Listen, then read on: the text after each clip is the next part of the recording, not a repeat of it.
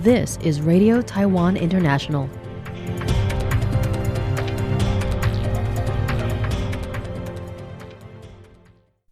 Welcome to the news on Radio Taiwan International. I'm Amanda Stevens, coming to you from Taipei, Taiwan. We begin with a look at today's top stories for Monday, June 9th.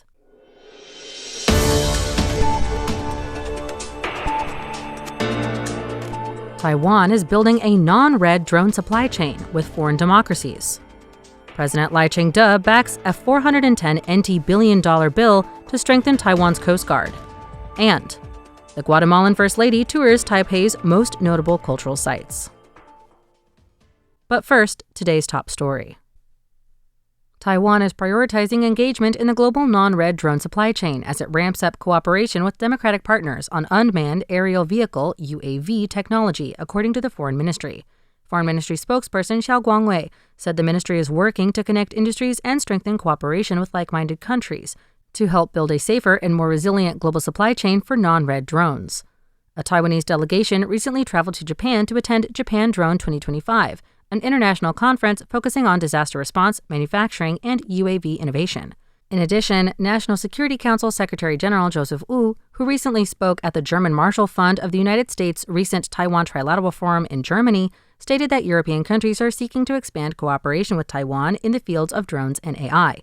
Further cooperation with France is underway as French National Assembly Deputy Marie-Noëlle Battissil visits the Asia UAV AI Innovation Application R&D Center in Jiayi, Taiwan. Foreign Minister Lin Jialong also previously led a 59-member delegation to Lithuania for the Drone Industry Business Forum. The delegation included representatives from the Taiwan Excellence Drone International Business Opportunities Alliance and related companies. The United States also attaches great importance to non-red drone and AI supply chains, according to American Institute in Taiwan Director Raymond Green's statements made at a forum in late May. Green outlined that the U.S.-Taiwan cooperation enhances deterrence across the Taiwan Strait and helps grow the industry.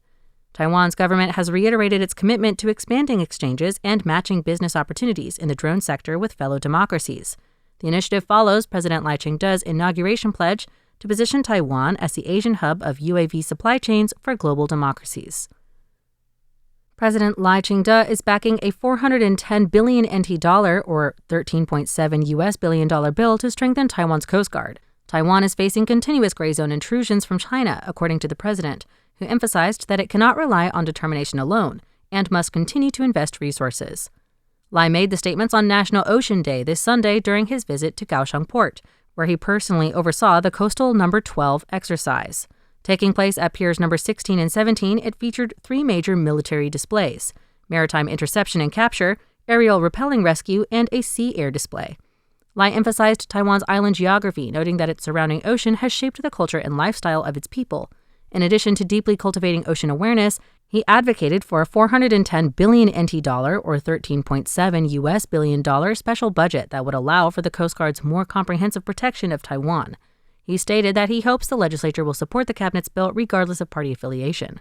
The bill, compiled by the cabinet, would use the government's annual surplus and includes plans to construct marine vessels, supervise drones and island-wide monitoring systems, train personnel, and upgrade equipment. Lai highlighted the most urgent problem that it would address: better infrared thermal imaging systems so the Coast Guard can accurately grasp the dynamics of the sea at night. Lai called on all parties of the legislature to back the Coast Guard by supporting the bill, allowing them to have the most advanced equipment and technology to protect every inch of Taiwan and ensure the safety and dignity of the Taiwanese people. Guatemalan First Lady Lucrecia Peinado is visiting some of Taipei's most notable sites with Liao Wanru, wife of Foreign Minister Lin Jialong, as part of a cultural tour. Guatemalan President Bernardo Arévalo is currently in Taiwan for state business.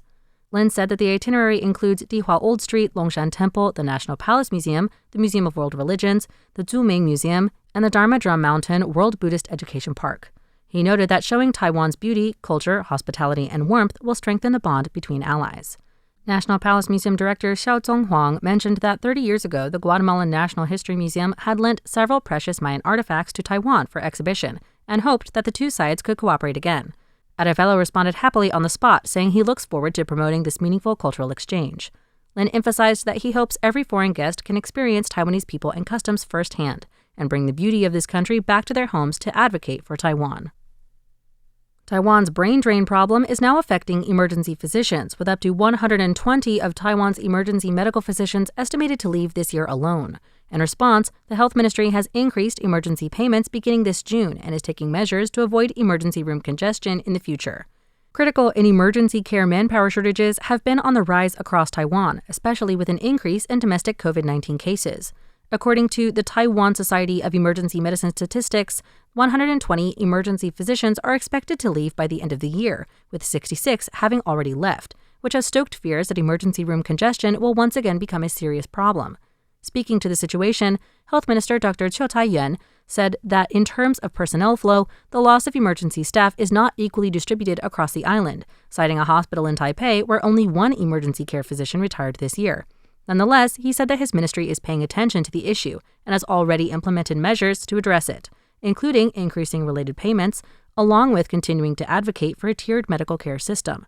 To address the potential of emergency room congestion, the ministry proposed 3 countermeasures: distributing more beds to hospitals, encouraging hospitals to transfer patients from regional wards without going through emergency rooms, and addressing payments and low salary issues through previous investments, the rollout for which is expected to begin in June.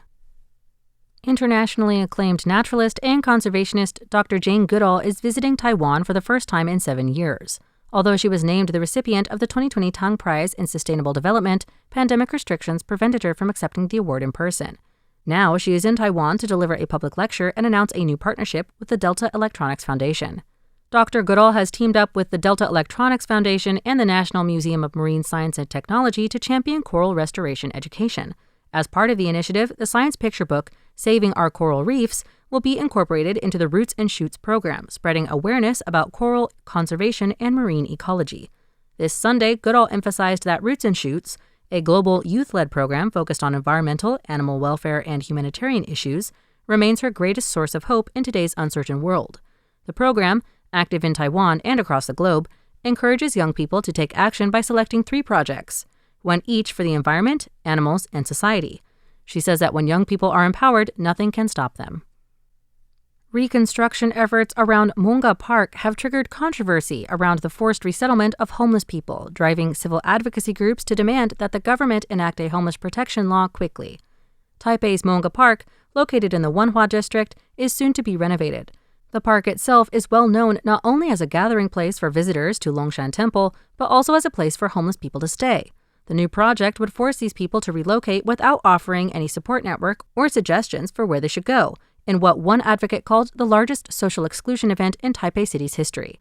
Advocacy groups, including Diyue Flavor and the Homeless Taiwan Association, held a press conference on Monday calling for the government to establish a complete resettlement package, including a Homeless Protection Act, to ensure the human rights of those who would be forcibly resettled. Diyue Flavor co-founder Ader Wu said the renovation project only removes unhoused people without establishing a self-reliance mechanism to help people back into society. He emphasized that the project should be cross-departmental and multi-level, involving the central government and local mayoral levels to provide the most effective and suitable allocation of resources and care. Wu pointed to the Japanese government's implementation of self-reliance support acts as an example. Implemented in 2020, the projects are credited with reducing homelessness in the country by almost 80%. He said that if Taiwan can learn from this project, formulating a clear legal framework for those in need and clearly define self-reliance goals, it would be the best framework for long-term and effective policy. Homeless Taiwan Association Secretary General Li Yingzi supported Wu's claims by saying that, based on her own experience accumulated in Wanhua, immediate local and convenient services are the most effective means to support self-reliance and reestablishment.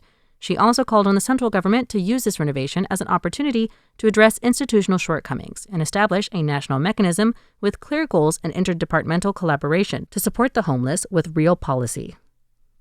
Thanks for joining me for the news. I'm Amanda Stevens. Stay tuned for another 50 minutes of English language features, brought to you by Radio Taiwan International.